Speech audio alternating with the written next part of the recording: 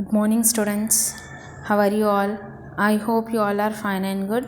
Okay, let's start our class for 5th class term 2 science. Okay, which class? 5th class term 2 science. Okay, already we started our third lesson. What is our third lesson name? Air and water. Few of the topic we will discussed. Remaining topic we will discuss today. Okay, in previous class we learned the composition of air, and today's class we are discussing about an and water. As what do you mean by water? Water is nothing but pani. Okay, today we are discussing about an and water. All living things on earth need water to survive. About 70% of our body is made up of water. We need water for cooking, washing, bathing and many other everyday activities. So what happened? All the living things which are present on the earth, they need an and water. Without air they can't live, they can't breathe, they can't survive. Everything we need and water for washing clothes, for bathing, cooking, and everything for cleaning. Everything we need and air. Everything we need and water. So water is an important activity to survive, important thing to survive the living things on the earth. So without water we cannot live. So in an every human body there is an 70% of an water. In an every human body, what happened? The water content in the human body is in 70% will be in water only in the body. Okay, so water is an important. Impurities in drinking water. Okay, pure water is colorless, tasteless and odorless. The water that we use mainly comes from the rivers, ponds, lakes and wells. So what happened? Water, first pure water, how we can identify the pure water means the pure water, it is an colorless, there will be an color change of color, and it will be an tasteless, and it is an odorless. Okay, so pure water will be an colorless, tasteless and odorless. And water that we use, that we are using the water, that water where it will come from? Water, it will come from an lakes, ponds, rivers and wells. From that only we are taking the water and we are surviving and we are using. Okay, often substances such as dirt, mud, sand and germs make this water unsafe for drinking. These substances are called impurities. There are two types of impurities: insoluble and soluble impurity. So in the water, generally we know that water is not pure. So in that it will be an dirt, what we are using from the lakes, ponds, it is not pure. So it is an dirt will be there on the water, and mud, sand and germs all will be present in the water directly if you are using from the lakes, ponds and wells.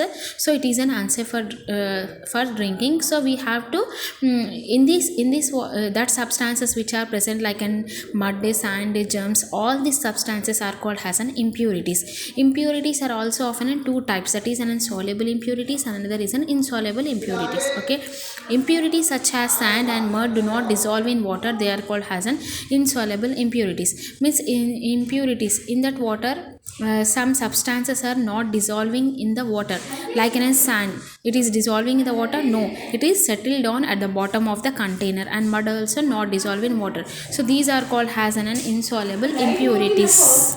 Now soluble impurities. Impurities such as sugar and salt dissolve in water, they are called as insoluble impurities. So soluble impurities means the substance which is dissolving completely in the water, that is called as an soluble impurities. Like we are if you add in a glass of water 1 tablespoon of an sugar and a teaspoon of an salt, what happened? It completely dissolved. We can't identify that some substances are mixed in the water. So if we taste only, then only we can recognize the water is salty and sugary. So some substances are completely dissolving in the water, that substances are called as insoluble impurities. Unclean or impure water can make us sick. The water we drink must be clean and pure. So if we are taking the dirty water, impure water, unclean water, what happened? If we are taking, so we will fall and sick. So every time we have to drink an pure and clean water. Next, removing insoluble impurities. We can remove the soluble impurities in the water by these methods. So some methods are there. With the help of that methods we can remove the impurities which are present in the water. In that, the first process is an filtration. With the help of filtration, we can remove the insoluble impurities. The process in which insoluble impurities are separated from water with the help of a filter is called as an filtration. So what is an filtration means? Insoluble impurities like in sand, mud, it cannot be dissolved in water, no. So that type of an insoluble impurities can be separated with the help of a filter. That process is called as an filtration. Okay. Next, sedimentation and decantation. The process in which the insoluble impurities in a liquid are allowed to settle down at the bottom of a container is called as an sedimentation. Sedimentation is nothing but the insoluble impurities which that cannot be dissolved in the water, they are settled down at the bottom of the container. That is called as an sedimentation. You can see, if you are adding the sand in the water, what happens? It completely settles down. So it does not dissolve in the water. That's why this type of an method is called as an sedimentation. The impurities that settle down are called as sediments. Fill a half beaker with water, add a little sand to leave it. Leave the contents of the beaker undisturbed for 15 minutes. Sand particles begin heavy, we settle down at the bottom of the beaker. So if you are taking a glass of water, in that add some amount of sand, what happened? It completely settled down at the bottom of the beaker. You can see it. These which are settled down at the bottom of the beaker, that is called as sediments. Okay, that is called as an sediment. So leave the contents of an beaker undisturbed. If you are firstly, if you are pouring the sand, it will be in like that. So totally it will be in disturb the sand in the beaker. So after 15 minutes, you can see the sediments which we added the sand that settled down at the bottom of the beaker. That process is called as an sediment. These sands are called as an sediments. Okay.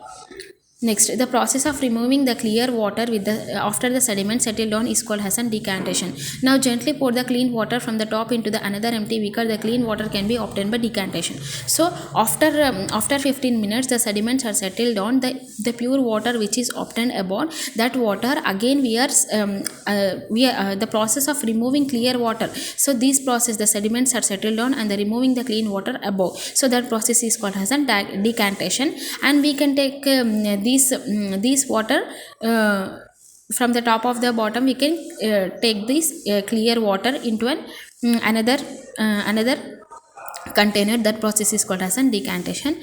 I hope you all understood the class, and your homework is, and remaining topic we will continue today.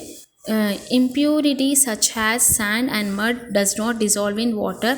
They are called as insoluble impurities. Impurities such as sugar and salt dissolve in water. They are called as insoluble impurities. From here to